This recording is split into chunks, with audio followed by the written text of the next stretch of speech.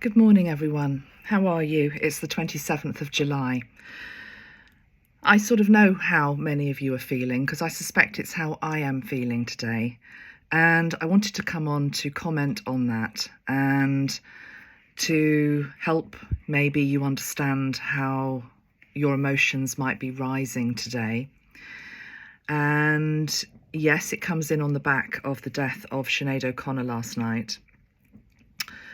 I, probably like many of you, was watching some of her music videos yesterday evening, and full of beautiful comments, so many beautiful comments, such an outpouring of love for her.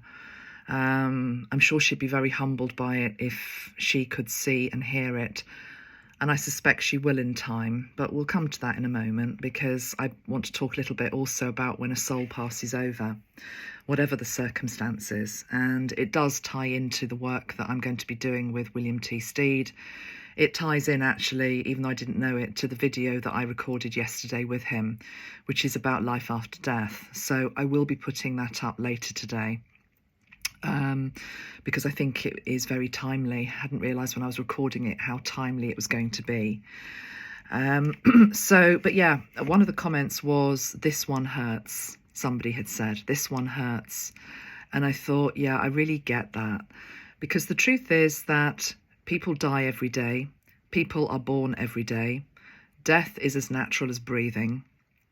The work that we will be doing together with William T Stead helps us understand that it is as natural as just walking through another doorway into a different realm where you still carry your personality, who you are as an essence. And we will talk about that another time. But yeah, this one hurts. It's one of those deaths, and they always catch you a little bit by surprise because sometimes it's not the people that you think are going to do it that do it. Although in retrospect you can see, of course, they are a perfect key in a lock that helps you to break into a little aspect of your psyche, your being that hasn't maybe wanted to look at something, acknowledge something, tend to a wound that absolutely has been there. So her death feels very much like a gateway death. One of the deaths that happen on this planet whereby your feelings and emotions are, yes, for her passing, but they're also for something within you that maybe you hadn't acknowledged needed tending and looking at. With Sinead, she had such a complex, complicated, extraordinary, brilliant life. But one of the things that definitely followed her through her life was the mother wound. And I think it is that is affecting many this morning, the stirring of that. Even if you didn't know her story, you see, this is the thing that we're getting to a place in our world now. And again, William T Stead is going to help us with this, where he's going to take us into a realm of telepathy and greater knowingness. So it's almost as though you don't need to have read the book. You don't need to have read everything about her. If you're tapped into her energy and you're one of the tribe, as it were, even if you didn't realise you were, which has got very little to do with whether you like one particular song she ever did. We're all linked to so many people that we don't realise. But often there's one person within a soul tribe who has... It's almost like they've laid down a template of just how bad it could be, or, for example, so to a lesser or greater extent, many of us, for example, might have mother wounds, but hers was extreme. And I think it's stirring that in us today. So that's one part of the pie.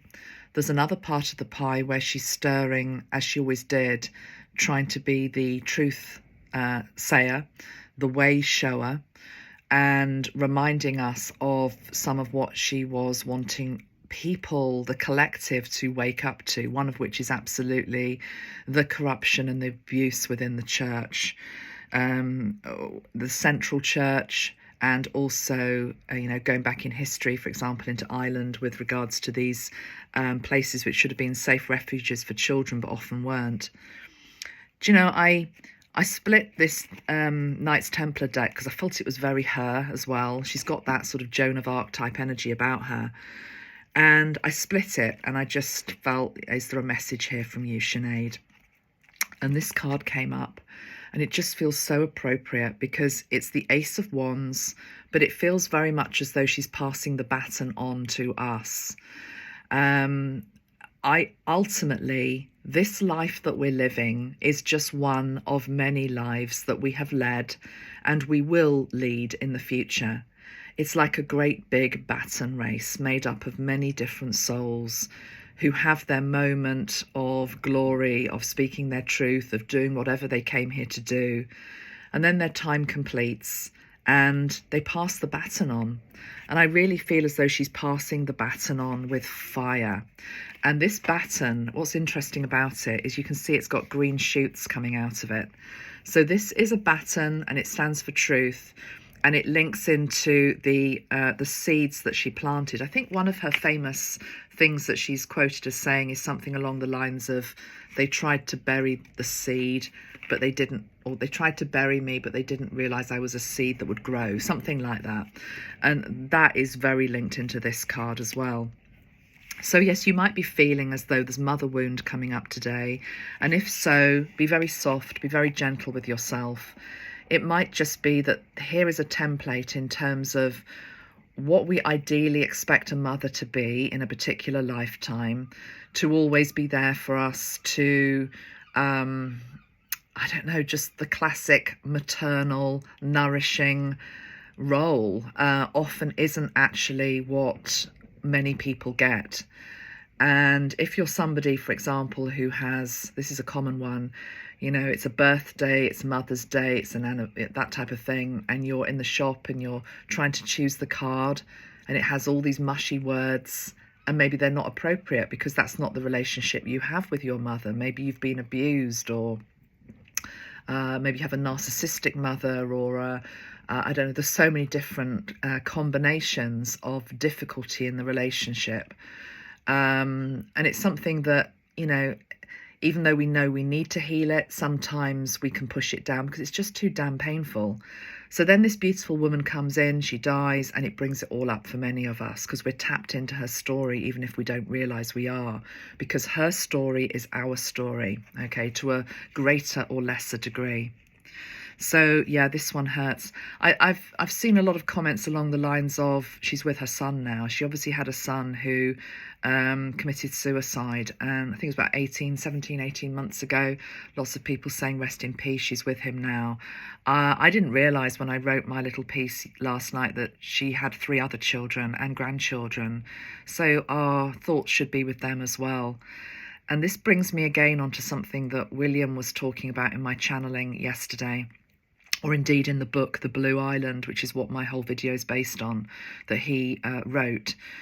And it's a very, very important point that channelers and mediums need to acknowledge, and also people that watch channelers and mediums and demand, instantly, how is Sinead feeling, and getting you to speak, getting Sinead to speak through you, which is very different from just pulling a card, It's actually having the spirit there with you.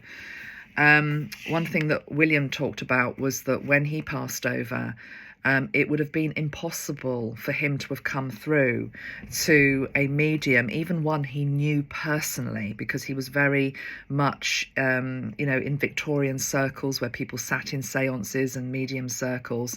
But even people he knew he wouldn't have been able to have made contact with them straight away because he was upset. There is a degree where the soul passes and yes, they're at peace, but equally they look back on what has been left here. And particularly if you're leaving behind children, there will be a degree of regret there. There will be a degree of sadness there. So the thought that, God help me, if I see a medium in the next 24 hours bringing through a channeling from Sinead O Connor, there's part of me that just wants to call them out, because it is not going to be Sinead. She is not going to be in a state to be sitting down with anybody for a little while. I absolutely know that she will, though, and I would very much like to set up an appointment with her when she is ready, because, yeah, William just very clearly states that, you know, the Blue Island is this place of healing, and especially for somebody who's had a lot of mental illness. You see, the blue ray is very good for helping to soothe the mental mind. And so absolutely she will be bathing in that blue light. So, you know, she won't be knocking on any YouTuber's door in the next 24 hours. So watch out for that if somebody does it, because I've seen a few that do that so quickly after somebody passes. And I think it's breaking one of the absolute golden codes. As I say, I'm going to go into this in much more detail with William. There's a lot of teaching to come through on channeling and how to do it. And also what, not just what is expected this side of the veil, what they also have to do to come through to us in the first place. So, yeah, I saw, you know, because it's about cashing in, isn't it? It's cashing in on somebody's death. You can honour somebody's death, you can talk about them, which is what we're doing, but you don't cash in on somebody's death.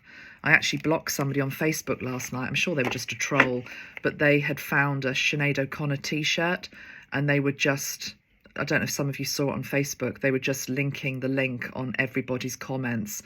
I'm sure probably because they got a cut of the t-shirt.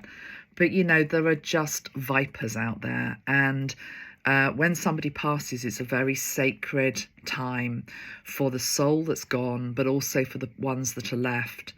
Obviously, the immediate people, such as her family and friends, but for people that have been affected by her passing, like you and me, that didn't physically know her, it's a chance for us to just really take a deep breath, go into our own body, our own self, and see, okay, why am I so affected by this? Over and above, she was a great singer. Why am I so affected by this? And there will be a part of her story that is your story. So honour that today. Nourish yourself with the pink ray, which is the ray of love. The orange ray is all about helping to absorb shock and trauma, and also calling in the energy of Mother Mary and Mary Magdalene. At some point when I do channel her, she will be a fascinating one to talk to for so many reasons, but also because she bridged different religions and different belief systems as well. She obviously had converted to being a Muslim before she died. I don't know much about that aspect of her life, but I'm very interested to hear her talk on that, you know, just as much as her experiences within the Christian faith as well. And then obviously what she's learned since she's wherever she is now. So I'm going to end with a couple of cards, and then I'm going to go out and do some pottery with my daughter, and then I will put up the video with William tonight and the Blue Island, and it's going to be called Life After Death, something like that, I think. So we've got the Knight of Wands and the Two of Swords have just fallen out of the deck. And we've got the Ten of Wands. So I do feel this is her energy. But as I say, this is me pulling cards on the situation. It's very different. It's not her being here right with me right now.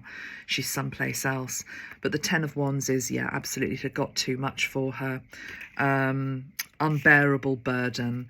And also the energy of, you know, look at the way that person is clasping their hands to their head as well. The horse is there, ready to help and move him on. You know, the Ten of Wands is all about thinking you've got to do it all on your own. And maybe there was a part of her where she just felt tired. She'd been championing so many causes for so many years, unequivocally speaking her truth. And maybe she felt very alone with that. So maybe that's a lesson for us as well, to not be so quiet, to speak up when there are things that we see that are wrong in our world. Two of Swords is a decision to be made with a boat waiting to take her, and the Knight of Wands is there set against the blue sky, the blue island. So I'm going to leave it there for now. Check back up on me later, and I will post up the YouTube channel with William. Take great care of yourselves. Be soft, be tender to each other, be kind. Lots of love, everybody. Take care. Bye-bye for now.